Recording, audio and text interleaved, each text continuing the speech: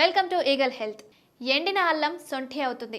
అల్లం సొంఠి రెండిట్లోనూ కొన్ని లక్షణాలు ఒకేలా ఉన్నప్పటికీ అల్లం ప్రధానంగా చలవ చేస్తుంది, సొంఠి వేడి చేస్తుంది. జీర్ణ మండలం సక్రమంగా పనిచేయడానికి అల్లం ఎంతగానో దోహదపడుతుంది. అందుకని రకరకాల కూరలు వండేటప్పుడు అందులో అల్లం చేర్చి వాడతాం. అలాగే రకరకాల పిండి వంటల్లో అల్లం చేర్చి చేయడం వల్ల అజీర్ణం బాధ లేకుండా హాయిగా ఉంటుంది.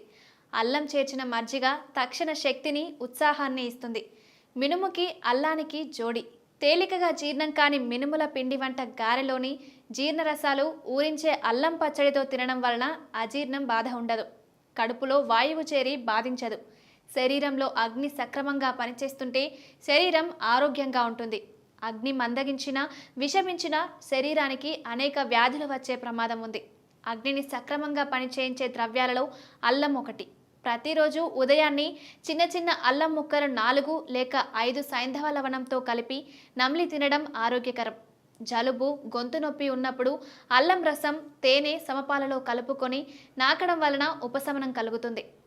కడుపు ఉబ్బరంగా ఉన్నప్పుడు 20 మిల్లీలీటర్ల అల్లం రసం, 20 మిల్లీలీటర్ల తేనె కలిపి ఒకేసారి తీసుకున్నట్లయితే సుఖ విరోచనమై కడుపులోని వాయువులు కూడా బయటికి పోయి నొప్పి తగ్గుతుంది. అల్లం రసం తీసుకోవడం వలన మూత్రం సాఫీగా అవుతుంది.